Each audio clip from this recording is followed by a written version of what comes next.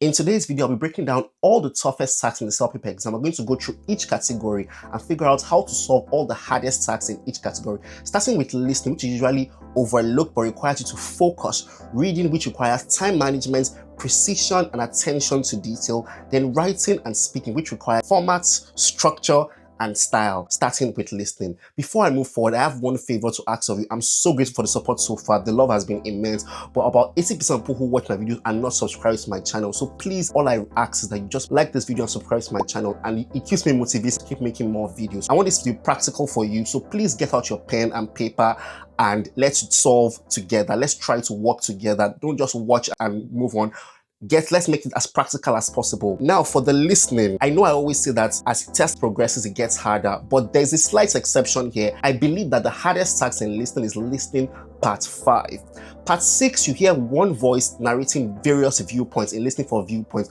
But part 5, listening to a discussion, you actually see either two males and one female, or two female and one male. You watch a video of people discussing something, and what makes it tricky is that they change their mind. So someone can say, oh, I believe let's go with this. Then someone else says something, and in between they change their mind. A quick example, during my CELPIP reading, luckily I still remember 3 people were discussing, 2 males and 1 female, about office party, and they were like, what should be the theme of the office party? Someone said, oh, let's go with costumes. One person said, oh, let's do action figures. Someone said, oh, let's do political or historical figures. So the person who said costume parties was interrupted by the person who said political figures. Are like, oh, that's for children. And that person who said costume changed her mind. If you are noting, if you're taking notes like we always advise in listening, and you wrote, oh, this person, Lisa, costume party, she changed her mind. So if they ask a question that what was the initial opinion or viewpoint of Lisa who said costume, you should say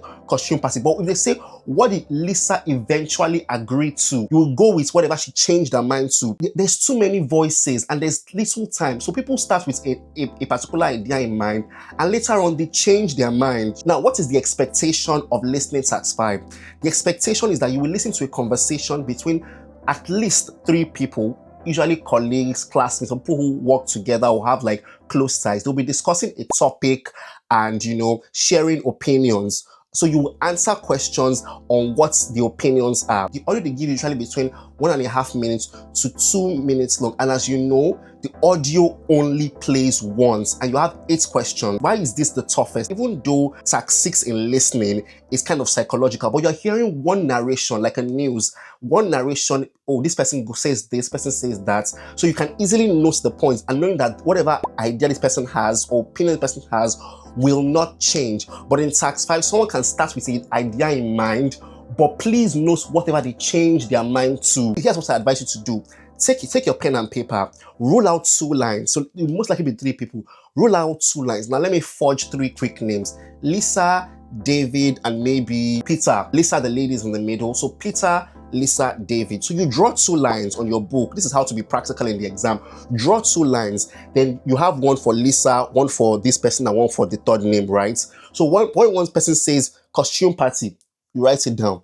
Oh, she now changed her mind. Don't cross out costume party. You can now write something underneath. Another strategy is that maybe the general theme is that what's your favorite holiday? Maybe they're discussing about favorite holidays. And one person says Christmas is my favorite holiday. And one person changes his mind to Thanksgiving. You can just do X and a tick, because people change them, and that's what makes listening tasks very, very tricky. CELPIP loves paraphrasing. After the audio plays and they switch to the question, you might not find the exact phrase that they vocally used, so just understand the idea. Don't spend so much time writing. Focus on what is being said so you get the general idea, and you only note salient and important points to be able to gather people's points quickly. So now let's move over to reading. I'm done with listening. We have 3 more categories, and the second category is reading. And I'm moving in the order in which the exam flows. Now, first of all, before I talk about the hardest tasks, during my discovery call, I realized that people really struggle with reading, especially people who are retaking the exam. My own thought was that listening is the simplest, speaking is the hardest. So as you progress, listening is simpler, followed by reading, folled by writing, which is the second toughest, and followed by speaking. But it seems that after speaking, reading might be the second toughest based on the feedback I'm getting from retakers or people who are intending to retake the exam. Because reading, it is very, very precise, and you are being tested for accuracy. You can't swab your way through it like speaking. So reading for viewpoints is also difficult because of the same idea. So what is the expectation? You read an article or a passage where different people share different opinions on the same topic. And now the viewpoints are usually expressed in various paragraphs. Maybe you're talking about traffic congestion. Maybe it starts with like the background information on traffic congestion. The second one is now like, oh, what the government is trying to do. The third one is now maybe how a 9-to-5 worker struggles with traffic congestion on his way to and fro work. So you have to get everybody's viewpoints in each paragraph. So paraphrasing here is very key. So now, why is this the toughest exam in CELPIP reading? Because you have to analyze opinion and tone, not just facts. So the facts are what you are reading. You are reading the facts, but you have to understand what is being said and transcend that into what could be the possible options. So they state A, B, C, D, E, F, G, H, but the options will be at the 6 letters of the alphabet. So if you are looking for A, B, C, D, E, F, G, H that was in the passage, in the options, you will not see. But if you understand that A to H are the first sets of the letters of the alphabet, you will know that that is what you look for in the options. This exam is tough because of the pressure. Reading is hard because of the pressure, because you have 13 minutes to answer 10 questions and the passage is long.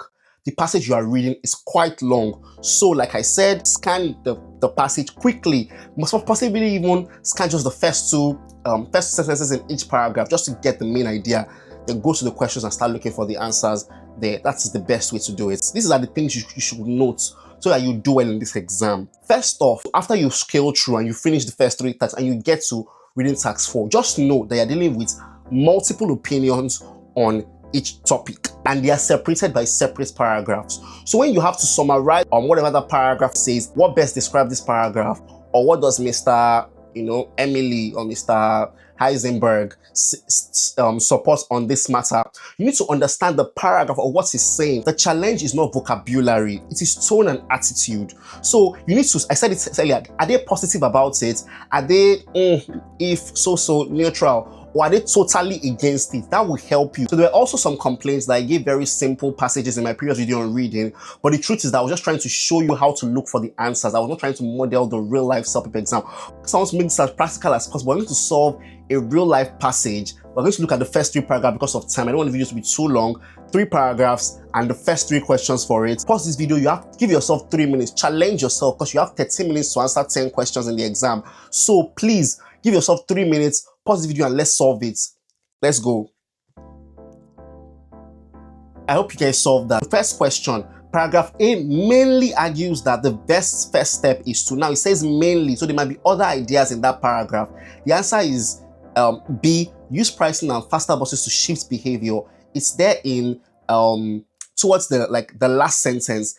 Council should price the most crowded streets and expand bus frequency during peak hours. The last thing you see at the end of that sentence is no ban required. So if I were you in the exam, I will use elimination and essentially remove option A that says bankers pricing faster buses to shift behavior. They paraphrased a bit, but that's the answer, B. Now, did you get it? Which solution in paragraph B would the store owner most likely support? Now, these are options they gave. He will most likely support option C, short stay parking near shops from some fee waivers. It says here that if the city insists on change, find reserved short stay parking bays near the shops and waive evening fees on weekend. That is where the answer is. Let's look at question 3 real quick.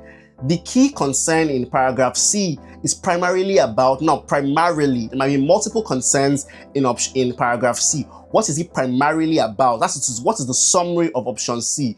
It is clear that the option is equitable access of people with disabilities, option D. If we look at that place, it says it gives many options, but it's majorly talking about exemptions, disability permit holders, reliable door-to-door paratransit, accessibility is a bonus feature. So you're talking about disabilities. So when you come down to the options, but holistically it's about these people with disabilities. That's why the answer is option D. So let's look at question 4. Which statement with paragraph D most strongly rejects? So you can see that there are a lot of things in that paragraph 4, but the question is which one would they reject? So you have to understand what is in there, then see which one they did not support, then go for that option. If you look at the 4th paragraph, it keeps talking about emissions, street safety, But this is where the key is. He says half measures like information campaigns barely move the needle.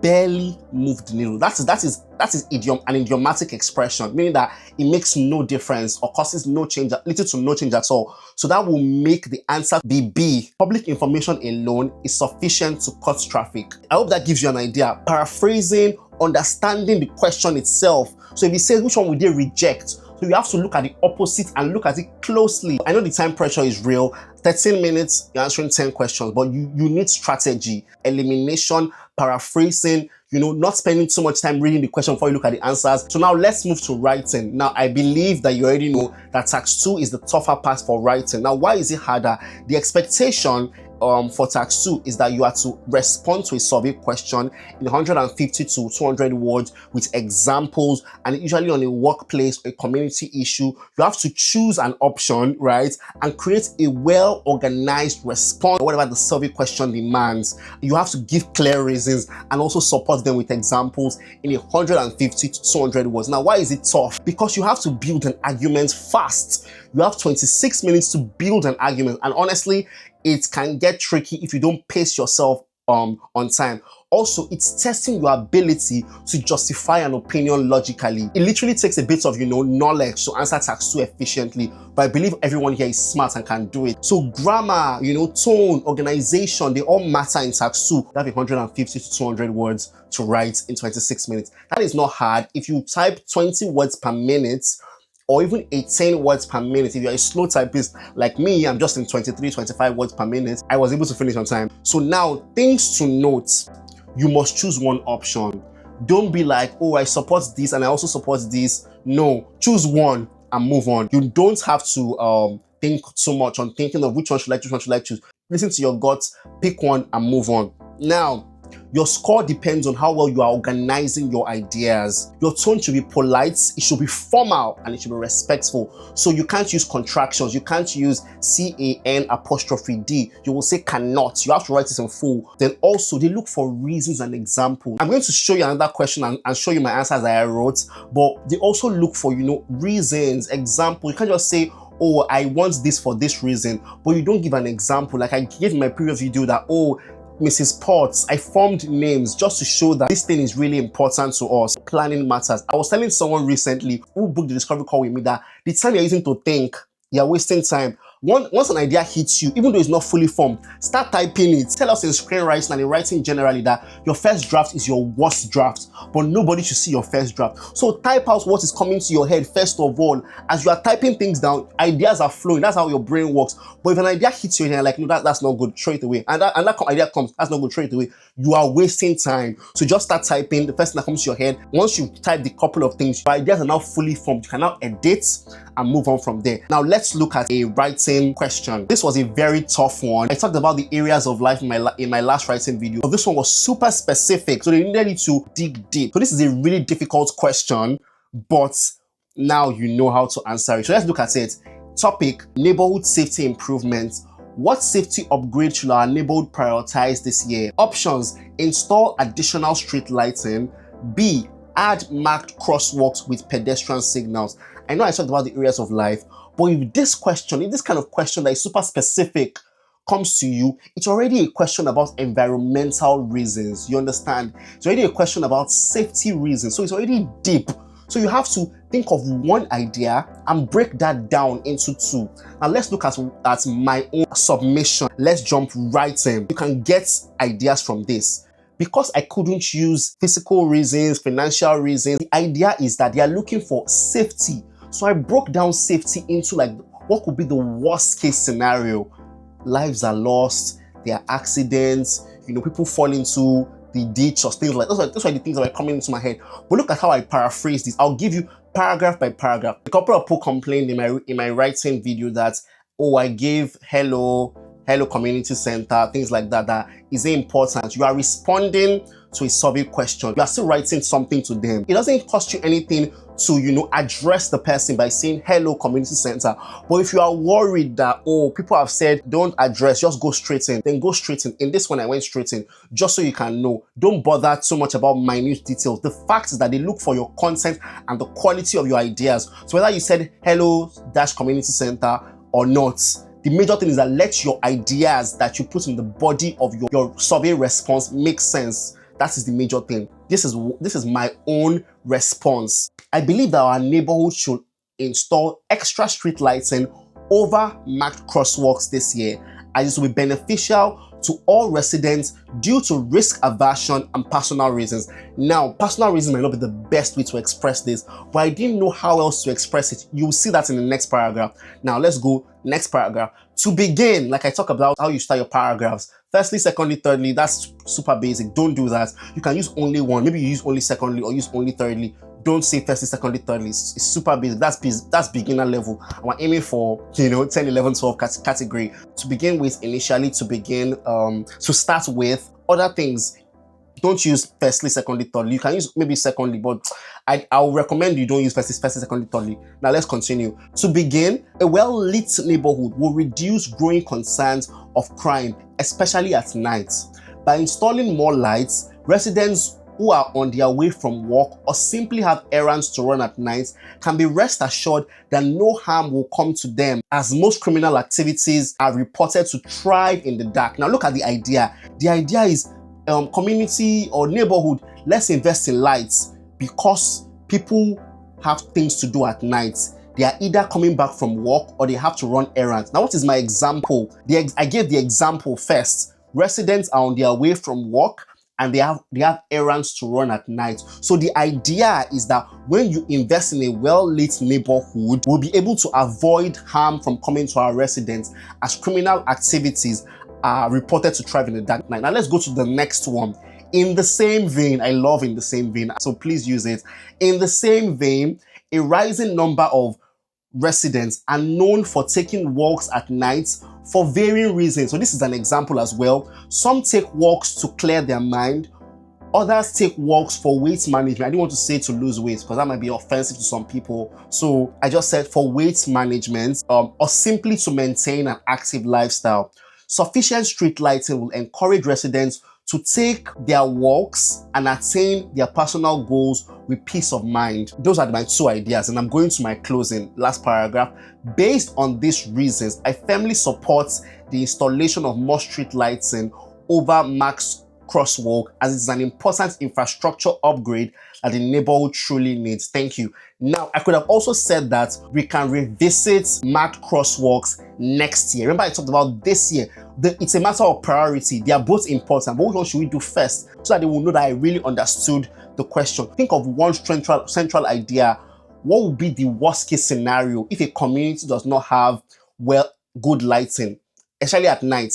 Crime. So how did I break it down? Crime in the sense that people on their way from work can, get mugged. People who who want to run errands at night will be scared to go out because the street is not well lit. They could be attacked. I also said that people do things at night, but maybe they are taking walks, they are jogging, they are doing whatever, they are taking strolls. When there is no light, they will not have the encouragement or the motivation to do all the things they want. That's why I said personal reasons. It might not really encapsulate everything I meant, but I hope you understand the idea. And this entire thing, I ended with thank you. This entire thing was 176 words. In my previous video on writing, I gave 3 ideas, but you can see that you can give 2 solid ideas with examples and you will be golden. Just some quick tips to help you succeed in writing. Start immediately. Don't waste time thinking.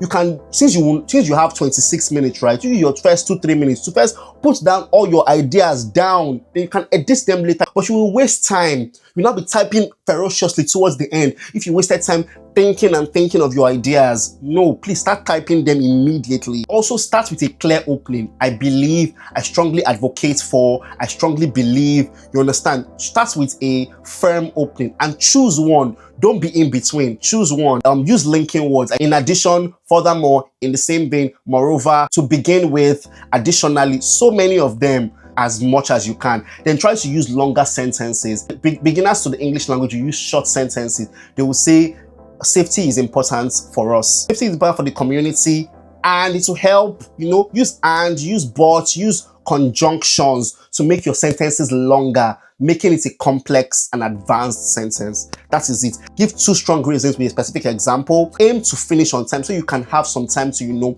edit your work and make it polished. So now let's move to speaking. Now, speaking part 6, in my opinion, is the hardest.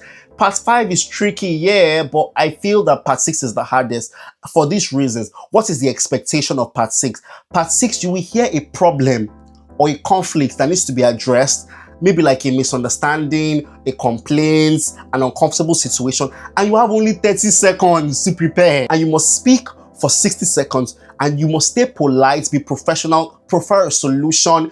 It is a lot, but with everything, there's a strategy. And the strategy still boils down back to your preparation time. How best can we use our 30 seconds to, answer this question in the best way possible? Now, why is this part tough? Because you must stay polite, you must stay calm, you must be professional, and they're also testing your logic, your empathy, your professionalism in such a short time.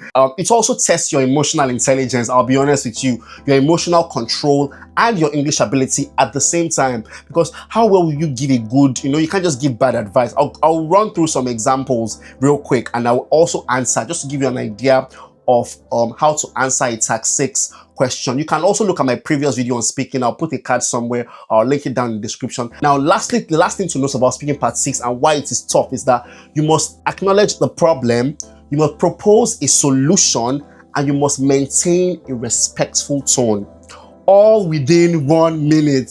So people freeze up in this place, or people sound, too emotional. I believe that the people marking are grading your structure, your vocabulary, and your confidence in your delivery. I will always say that the speaking exam is a confidence exam. Please be confident. Now, here are things that can help you in speaking Tax 6. I already said this, but I'm just going to repeat it for emphasis.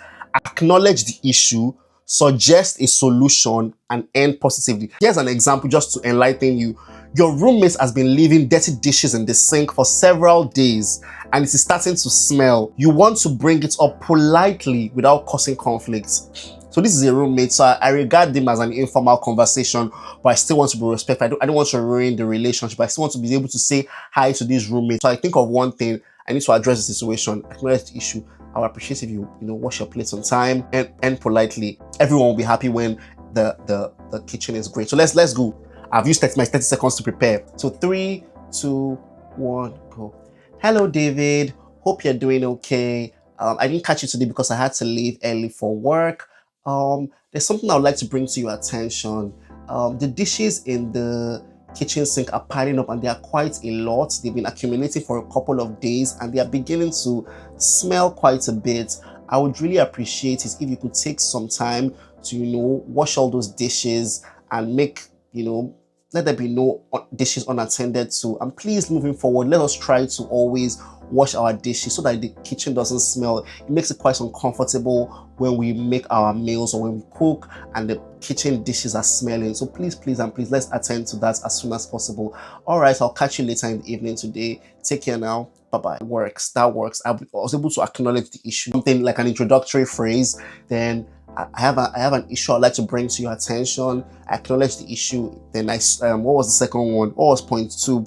I suggested a solution. Please, can you take time from your free schedule to wash all these plates to make the whole kitchen better and make it more comfortable for us to cook our dishes. These things are not quite hard, but it's just the confidence, it's the timing, it's the anxiety that comes with knowing that, I didn't plan for this question, but we just have to think it through that, okay, if I was in this situation, what will I do? I know that me too, I could have, taken a pause quite a while, but even if you make a mistake, just pick yourself back up, correct yourself if you said something incorrectly, but if you take a pause, that's fine, continue speaking and everything will be perfect. So in my opinion, those are the hardest tasks in CELPIP as a whole. Listening task 5, listening to a discussion, reading task 4, reading for viewpoints, writing task 2, responding to a survey question, and speaking task 6, dealing with a difficult situation. Each test, it tests something more than just your grammar. It tests your ability to think, to listen, and to communicate under pressure, the time pressure. Honestly, if you can master these four, the others will be easier because it's the toughest. They test you on other things and some more. So if you master the hardest in each category, trust me, if you know how to do a survey question, writing an email will not be hard. You know how to, solve the hardest in each category. The others will be easier. So focus on those four categories if you have limited time to practice, and you will be golden. Please don't forget to like and subscribe to my channel if you've not already done so. I wish you all the best with your CELPIP exam. If you need help with any particular category, click on this playlist. I've done a detailed video on it, and I'll see you over there. I wish you all the best. Bye-bye.